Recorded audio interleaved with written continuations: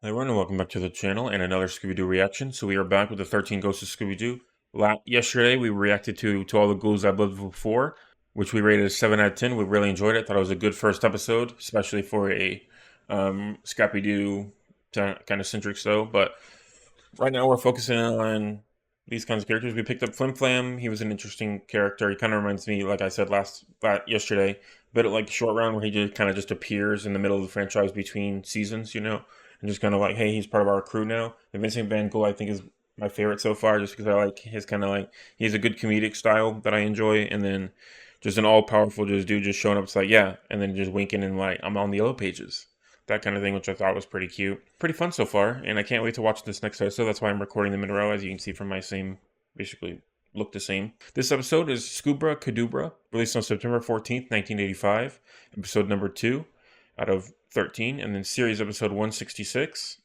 And in this episode, oh, just by the way, just as an aside, it's kind of interesting that we're doing like full supernatural now. Like they turned into werewolves last episode, like Daphne did, one of her first transformations into a different monster, and it's kind of like, oh, we're cursed, and then oh, he just happens to have a MacGuffin luck potion, so curse is broken. See ya. It's like, oh, okay. The gang heads to the evil force to capture Maldor, but their plan is botched and Daphne is put under a sleeping beauty spell. Oh, interesting. True Love's Kiss style? We'll see. And then, continuity-wise, Vincent Van Ghoul has apparently taken residence in the Himalayan temple after Bogle and Weird fled it to seek out the monsters released from the chest of demons in the previous episode. And then Bogle and Weird aren't in this episode, despite the fact that it was their goal to contact each monster released from the chest of demons. That's interesting. I wonder why not. Hey, like it's Mr. Van Ghoul. What's up, Vince? You are closing in on one of the 13 Oh, spirits from the chest. nice. Star Wars style. It's Maldor the Malevolent. The master of black magic from the Maldor. Dark Ages. The wonder wand of Hogwarts. No, the wonder wand of Zakraz. Oh, black magic would become all powerful. He could rule That's a the world. spoon, man. How do we find him, Vince? He'll find you, but I suggest you travel to the castle of Princess. So he's kind of like a Camelot ghost. Maldor? He got here so quick. To the end of time, for denying me what I want. The wonder wand of Zakraz. That looks like a Scooby-Doo relative. Oh, Ramsey's up to lunch. That's funny. Nice. So they did bring food. Nice. They're gonna drop the sandwiches. Oh no, it's turning into a hand. My gosh, those trees, man, that's violent. Pretty good landing right there. Oh, there you go, Scrappy. Rats. Oh no, that's our only link to Mr. Van Ghoul. Those fools, they've gotten the crystal wet. It perfectly landed on the lily pad though, and he was really out to lunch. That's funny. Why am I so obsessed with ducks? This is beginning to get quite annoying. Oh, I agree with you, Vincent. You're my man. Sorry about that, Mr. Van Ghoul. We're just trying to find the castle. Try looking in this direction. Can you stick his hand right through it and interact with the world? That's crazy power. They turned the rabbit into a dragon? Like we interrupt our program with a special editorial from the Scooby-Doo show. Ms. Cuttermouth, I believe you have some concerns about the show thus far. Yes, Mr. Doo. We must caution you in the use of fire in the previous scene involving the fire-breathing dragon. Don't try to talk your way out of it, Ms. Cuttermouth. Admit it. You hate dragons. You want to cut out this honest, self-respecting dragon and put him out of work. What's he gonna do? What the heck is happening? I feel like I'm going crazy. So they're making a joke, I think, about like censorship and stuff, but I think it's cute. Is that Peter Cullen? Oh my god, I just looked it up. It's Peter Cullen. That's so awesome. Oh my gosh. Used car salesman, full garb and everything. Full touch with the dragon, that's funny. Face it, Mr. Doo, you're guilty. Ipso facto and chango. I advise you to throw yourself on the mercy of the court. I'm sorry. My client pleads temporary insanity. And the prosecution drops all charges. And to think you plan to capture me. He's definitely cute, and a bit crazy.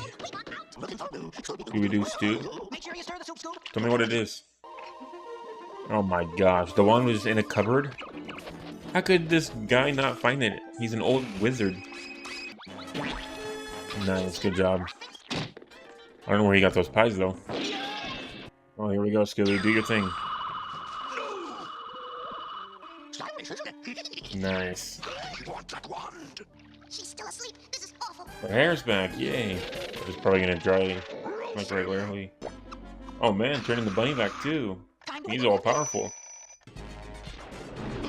He went full Power Rangers Zord mode, and that was good animation on Scooby, by the way. I do also love how much the villain's talking as well. That's one of my favorite things.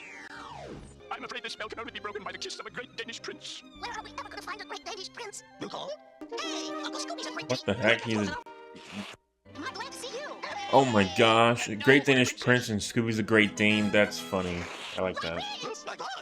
Yeah, I knew it was going to be a Scooby-Doo And so, looking guy. sweet prince, we bid adieu to the 13 ghosts of Scooby-Doo. All right, that's it. We caught a second ghost, or technically our first ghost. First one is Maldor, an old-timey ghost, and it's Sleeping Beauty style, but also Camelot, so went kind of medieval princessy style with it. So that was pretty interesting. Vincent Van Ghoul still my favorite. I like his no crap attitude, like he doesn't want to deal with it kind of thing. Scooby, it was fun. His battle was with Maldor was interesting. Peter Cullen, man, that's pretty cool. And then the kiss to wake him back up with the Great Dane-ish Prince, and he's a Great Dane. That was a cute touch. So overall, I think this is weaker than the first episode. I don't know. I just feel like the first episode set some stuff up. I did like how much he talked in this episode for Maldor. I love when the villains in Scooby-Doo talk. For me, I think I'm going to give this one a 6 out of 10. It made me laugh. It was pretty cute throughout. And I think 6 out of 10 is good for this series so far. But I think the style for me is kind of like a Scooby-Doo D&D campaign because there's no villains to unmask. So it's kind of just like run around to this, capture this kind of style of thing. So basically, like side quests that make up a main story kind of thing is kind of what it goes for. So I think it's kind of fun having it like that, where we have the kind of the separate like archetype kind of characters a little bit, and just kind of running around having an adventure. So I think that's pretty similar vein for me of why it's kind of enjoyable. I think the first one's still definitely my favorite so far, but I'm excited to see what happens with episode 3, which will be the last episode of this week. And this one will be Me and My Shadow Demon. I'm excited for that. We'll see where we go from here. Thank you for watching, and have a great day.